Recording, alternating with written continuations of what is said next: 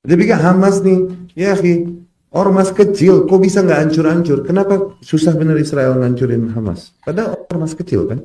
Iya, ormas kecil. Kenapa nggak hancur? Dia yang bikin. Allahu Mereka Akbar. perlu justifikasi buat mereka untuk membenarkan diri, untuk membantai rakyat Palestina dan memukul mundur perbatasan. Mereka perlu. Oh. Sehingga digerakkanlah, diprovokasilah rakyat Palestina oleh gerakan Hamas ini, kemudian bergerak satu orang, bom bunuh diri di perbatasan, bang, 4-5 orang lah Yahudi mati. Oke? Oh, hujan. Turunkan puluhan tank, puluhan helikopter, bantai ratusan, pukul mundur perbatasan. Tuh, selalu begitu. Oh. Kenapa nggak mati-mati nih Hamas? Kenapa? Dia yang bikin, dia perlu supaya dia bisa juga di mata internasional play victim. Oh, play victim. Berperan sebagai korban. Kita diserang, diteror sama rakyat Palestina. Kan dia yang bikin, Bahlul, dia yang bikin.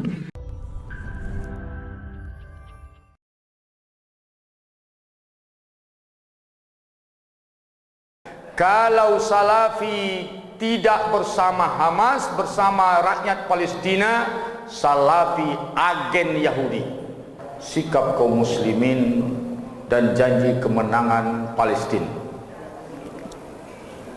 Sidang jemaah yang dirahmati Allah, pertempuran yang terjadi menggoncang dunia hari ini antara warga Palestina dengan penjajahnya yaitu Israel menimbulkan banyak prediksi dan sikap. Maka hari ini suatu sikap yang naif dari kelompok Salafi, dalam hal ini salah seorang da'inya Bajreh, mengatakan bahwasanya Hamas itu bentukan Israel. Perang itu seolah-olah sandiwara saja. Nauzubillah. Salafi dengan tokoh ulama dunianya pun sejak dahulu tidak pernah menguntungkan Palestina fatwanya. Dulu disuruhnya warga Palestina keluar saja meninggalkan Palestina.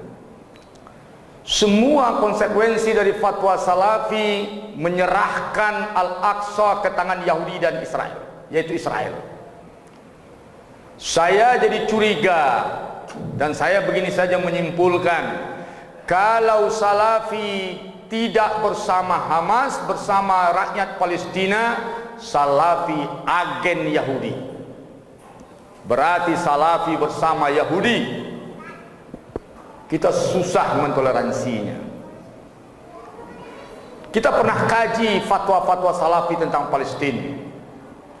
Lihat di YouTube kita. Tidak ada yang menguntungkan Al-Aqsa. Kita jadi curiga. Apa yang melatar belakangi Salafi berfatwa seperti itu? Nauzubillah. Summa nauzubillah. Maka ini menambah wawasan kita tentang Salafi. Perang yang terjadi hari ini dan kemenangan Palestina dijanjikan oleh Rasulullah sallallahu alaihi wasallam. Rasulullah bersabda, "La umranu Baitul Maqdis." Bebas dan terbangunnya kembali, semaraknya kembali Baitul Maqdis. Wa khurabu Yathrib, dan mundurnya Yathrib, Madinah.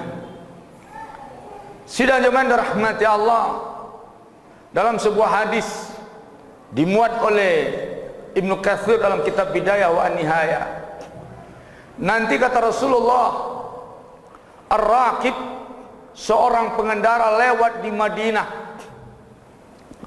kemudian dia berkata, laqad kunna, dulu pernah ada, fi hadza, di tempat ini, hadirun minal mu'minin katsir, berkumpul orang muslim banyak di sini. Kemudian itu tinggal puing-puingnya tentang Madinah. Jadi saya tidak sampaikan hadis itu, saya bacakan saja hadisnya. Umranu Baitul Maqdis wa khurabu Yasrib, bebasnya Baitul Maqdis dan mundurnya Madinah. Wa khurabu Yasrib, dan mundurnya Madinah. Wa khurujul malhamah, terjadinya perang besar-besaran malhamah kubra. Wa khurujul malhamah wa fathul Konstantiniyah, setelah perang besar-besaran malhamah kubra terjadi kembali pembebasan Turki Konstantinopel. Wa fathul Konstantiniyah wa khurujud Dajjal, setelah itu Dajjal keluar. Sidang jemaah dirahmati Allah, ini kita ambil poin pertama. Rasulullah telah menjanjikan yaitu Baitul Maqdis terbebas. Maka perang yang terjadi hari ini mudah-mudahan apakah pengantar atau memang momen untuk pembebasan Baitul Maqdis. Yang jelas isyarat bebasnya Baitul Maqdis isyarat kebangkitan kaum muslimin Palestina.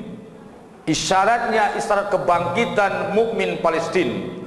Maka untuk itu kita seru semua kaum muslimin, pertama berkewajiban mendoakan kaum muslimin yang ada di Palestina. Yang kedua kewajiban membantunya dengan apapun yang bisa kita bantu.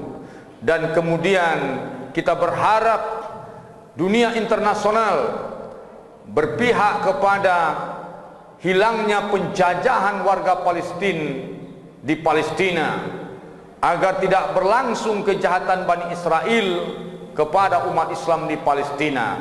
Maka untuk itu semua umat Islam harus bersikap baik, tidak meniru sikap Salafi, dan kita beritahu kepada kaum Salafi, Anda harus tahu bahwasanya yang berperang hari ini bukan agen Israel. Itu adalah keturunan keluarga yang ibunya diperkosa, yaitu yang anaknya diletakkan di ujung bazooka, ditembakkan bazooka, berteburan darah dan dagingnya di udara. Yang bangkit hari ini adalah keluarga-keluarga yang selama ini hancur dan menderita diintimidasi. Ini bicara kemanusiaan, Anda bicara dengan hal yang menyakitkan. Maka untuk itu saya juga menyeru kaum muslimin agar cerdas menyikapi kaum Salafi ini. Dia tidak selalu bersama umat Islam. Demikian, assalamualaikum warahmatullahi wabarakatuh.